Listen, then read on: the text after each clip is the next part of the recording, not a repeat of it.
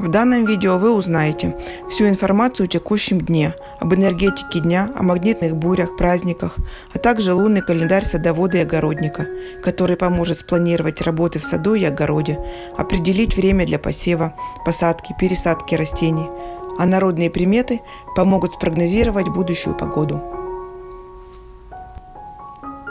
Друзья, обращаю ваше внимание, данные приведены для временного пояса Москвы. Не забудьте сделать поправку в соответствии с вашим регионом проживания. Сегодня 2 ноября, 27-й день лунного цикла. Фаза Луны убывающая, Луна в весах. Восход Солнца в 7 часов 39 минут, закат в 16 часов 46 минут. Долгота дня 9 часов 7 минут. Сегодня ожидается слабая геомагнитная буря силы 3 балла по 8-бальной шкале. В этот день возможны перепады настроения. Метеозависимые люди могут ощутить легкое недомогание. В 27-й лунный день оказывает свое влияние трезубец. Это время располагает к получению знаний. Повышенная активность приведет к утомлению и вряд ли принесет желаемый результат. Поэтому это подходящий период для небольших домашних дел. Общение на последних днях перед новолунием рекомендуется сократить, так как повышается вероятность конфликтов и ссор. Повышена вероятность воровства и ограблений. День неблагоприятен для путешествий. Так как в данный период сил в организме слишком мало, то не рекомендуется начинать грандиозные дела и проекты, менять работу и так далее. Луна в весах повышает рассеянность, дает неустойчивое эмоциональное состояние. Поэтому в это время важно не впадать в крайности и во всем соблюдать меру, не позволяя своим чувствам и желаниям раскачивать чаши весов. Этот день сильно связан с проявлением интуиции. Неожиданно может быть найден выход из трудной ситуации, которая давно не дает покоя. Сегодня сбываются сны. Они могут нести интуитивные прозрения, открыть нам суть вещей, окружающих людей и происходящих событий. Сегодня подходящий день для дачи долгов, решения денежных вопросов, а также для заключения брака. 27-е лунные сутки подходят для вдумчивых и неспешных работ в саду и огороде. Время подходит для работы с почвой, однако стоит отказаться от инвентаря, который может повредить корни. Лучше выполнять прополку, опрыскивание от вредителей, подкормку и умеренный полив.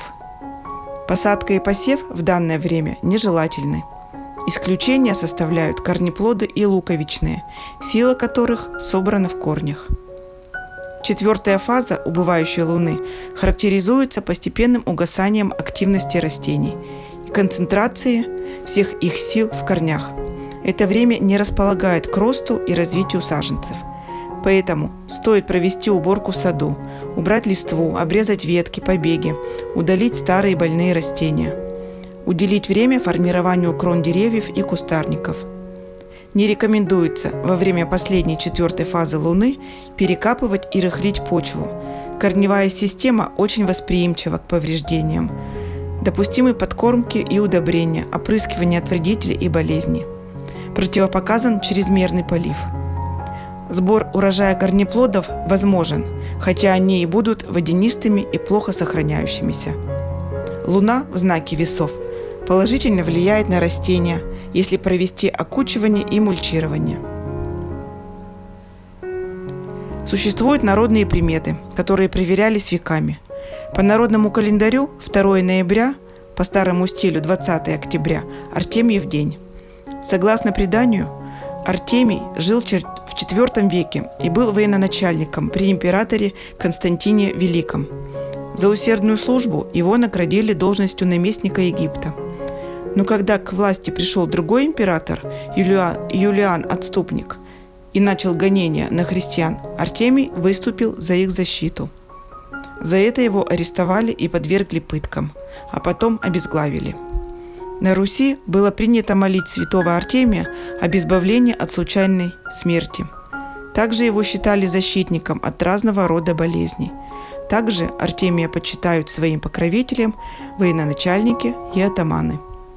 Существовало поверье, что человека, рожденного в этот день, защищает мать-волчица, Такого человека считали близким по духу лесным зверям и птицам. На Артемия также было принято квасить капусту, которая была одной из любимых закусок русского народа. Чинить заборы.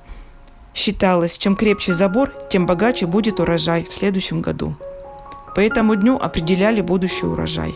Если утром 2 ноября деревья покрывал иней, то ждали плохого урожая в следующем году. Народные приметы на 2 ноября.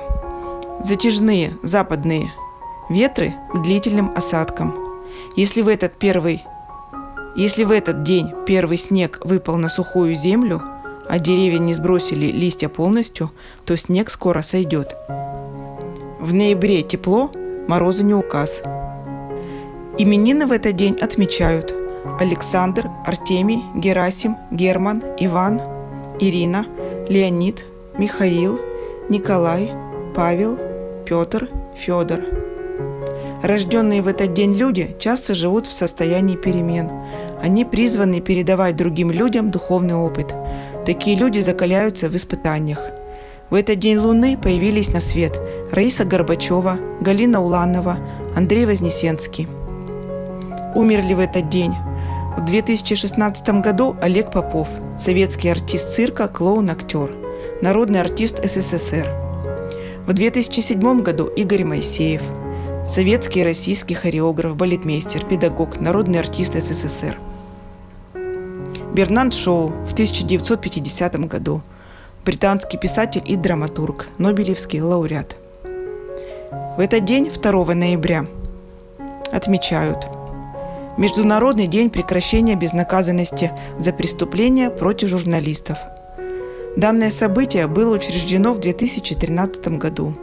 Дата выбрана в память о 2 французских сотрудниках радиостанции – Дюпон и Верлоне. Они были похищены и убиты в Мали в 2013 году. Преступление вызвало отклик в прессе и обществе.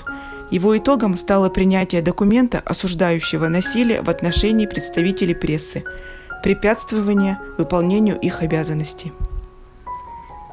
В Беларуси отмечается День всех усопших, а также День провозглашения Российской империи, День международного признания Санкт-Петербурга, День фаршированных яиц, День кормления птиц овсяным печеньем, праздник мутных глаз, День всех душ. А теперь загадка дня. Дайте ваш ответ на загадку в комментариях под видео, а правильный ответ вы узнаете в следующем выпуске.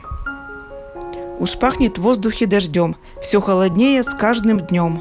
Деревья свой наряд меняют, листочки потихонечку теряют. Понятно всем, как 2 × 2 пришла.